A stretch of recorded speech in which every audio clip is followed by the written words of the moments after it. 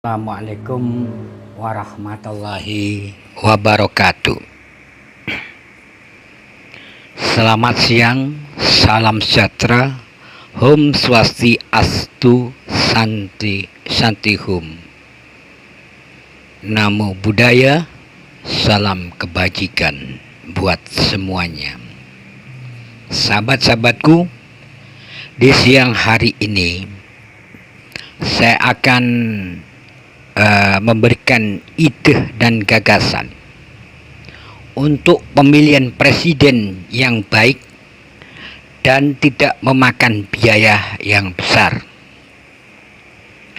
Ini ajuannya bukan undang-undang yang telah ditetapkan DPR kemarin, tapi ajuan rujukan ideologi bangsa Indonesia, yaitu Pancasila Sila keempat, kerakyatan yang dipimpin oleh hikmah kebijaksanaan dalam permusyawaratan perwakilan. Nah, di situ implementasi dari pemilihan kepala pemerintahan, baik itu presiden atau seandainya diganti perdana menteri, tidak apa-apa. Cuma tetap pemilihan teknikal pemilihannya yang bagus dan tidak memakan biaya yang besar,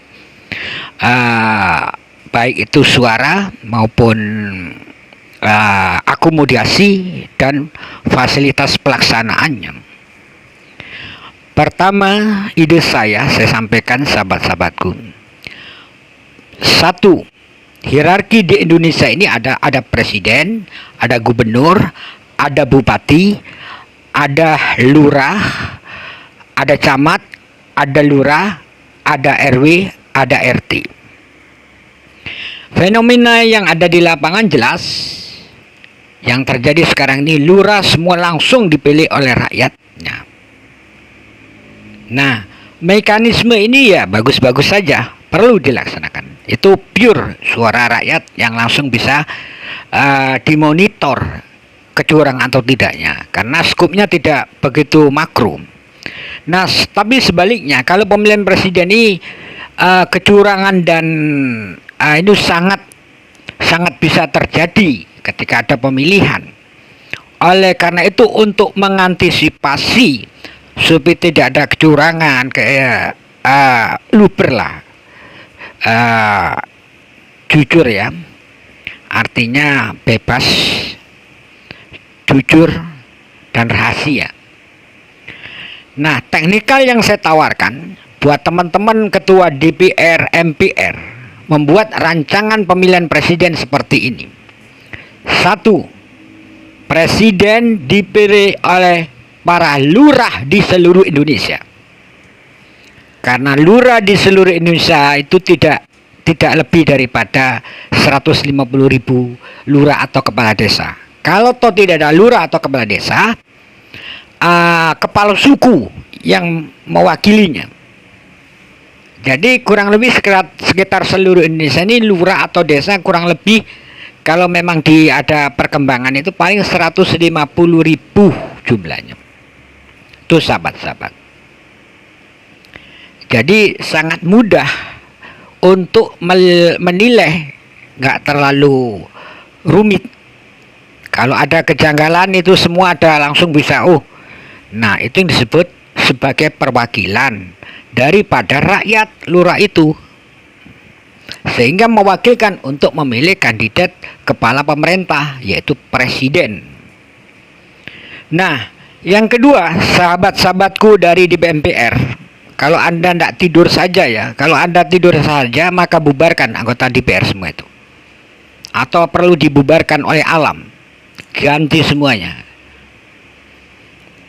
Dengarkan yang kedua, ketika pemilihan gubernur, Gubernur dipilih oleh RW di provinsinya masing-masing. Jadi RW itu mewakili semua masyarakat RW-nya untuk memberi suara terhadap pemilihan gubernur.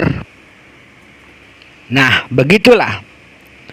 Sehingga itu juga tidak keluar dari jalur Undang-Undang 1945 ideologi Pancasila, yaitu kerakyatan yang dipimpin oleh hikmah kebijaksanaan dalam permusyawaratan perwakilan. Pertama, itu menghemat biaya. Yang kedua, pasti RW juga punya wibawa karena punya suara. Karena selama ini RW lurah itu tidak punya suara di skup nasional. Nah, sebaliknya, lurah akan mempunyai suara dan mempunyai wibawa di hadapan presiden ketika dia punya suara, begitu juga RW. Dan yang ketiga, itu saudara-saudaraku dari DPR, MPR semua, dengarkan semuanya, ini adalah ide dan gagasan saya, Gusar Legend, atau Satrio Sati, atau Bobby Wong, atau Aja Raham, atau Nanang Haryadi. Yang ketiga, yaitu pemilihan bupati oleh wali kota dipilih oleh para RT di seluruh provinsinya atau kota madya dan kabupatennya. Itu bisa dilacak karena satu RT itu kebanyakan membawahi 250 KK. Jadi itu mengurangi beban akomodasi logistik daripada pemilihan pilkada daerah itu.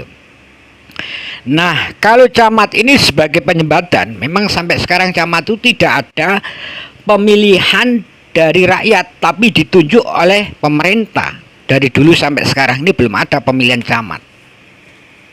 Begitu sahabat-sahabat. Nah, sebaliknya sudah ya. Jadi literaturnya presiden dipilih oleh lurah, para lurah seluruh Indonesia, gubernur dipilih oleh para RW, rukun warga seluruh provinsinya, bupati atau wali kota dipilih oleh RT di kota madya atau kabupatennya, dan camat dalam struktural sebagai jembatan dari pusat ke kecamatannya masing-masing, tetap diangkat sebagai bagian negeri, tapi bukan sebagai dipilih oleh rakyat atau apapun juga. Nah, kemudian camat sudah itu berarti sebagai medal ya, dan lurah itu dipilih rakyat. Nah, sebaliknya RW RT dipilih oleh rakyat juga, RT dipilih oleh rakyat, sehingga verifikasi dalam penentuan RT RW rakyat semua punya suara di situ. Jadi ini ide dan gagasan saya agar NKRI ya, negara Indonesia ini di dalam mengadakan pemilihan, begitu juga anggota DPR MPR-nya. Anggota DPR MPR itu dipilih oleh para dewan dari utusan kelurahan atau dekel atau apa lagi namanya, dewan kelurahan. Sebaliknya di tingkat provinsi tingkat 1 dipilih oleh dewan penasehat atau anggota DPRD-nya di tingkat rukun warga. Dan sebaliknya di tingkat kota madya atau kabupaten dipilih dewan penasehat atau dewan apapun juga di tingkat RT. Begitu sahabat-sahabat.